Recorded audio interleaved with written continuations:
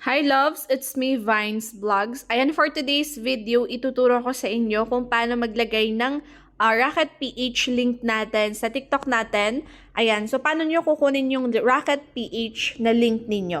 Para kapag i-click nila yung link ninyo is mapupunta kayo sa profile nyo mismo sa Rocket PH, katulad nito guys. Ayan. So, pagka-click nila ng link nyo, ganito yung makikita nila. Ito yung bubungad sa kanila. Makikita nila yung name mo, yung products mo, and then yung about you. So, first is punta tayo dito. Ayan. Wait lang, i-zoom ko.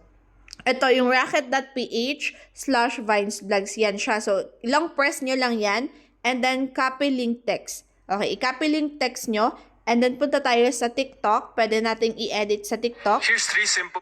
Yan. And then, i-click nyo yung edit profile. Edit profile, and then, click nyo yung website. Ngayon, guys, mapili na si TikTok yung mga nilalagay natin dito na website.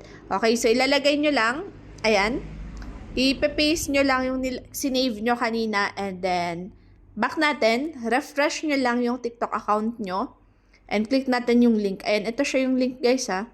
Click nyo yung link, and then, tignan natin kung saan sila madadirect. Mapili na ngayon si TikTok, guys, ng link. Ayan, so hello, I'm Vines Vlogs. Ayan, so makikita nyo yung products. Yan, so pwede nyo i-promote dito, guys, yung mga, i-promote nyo dito yung digital products ninyo. So, mamimili sila ng products kung anong gusto lang bilhin sa mga, depende sa niche nyo, guys, okay? So, yan, isa sa mga paraan kung paano tayo makakakuha ng customers para tayo magpo-promote ng digital products natin dito sa Rocket Page, okay? So, kung may mga questions kayo, mag-comment lang po kayo sa comment section natin and sasagutan ko po yan or pwede kong gawan ng tutorials kapag nakita ko yung comments nyo, okay? So, thank you so much for watching po.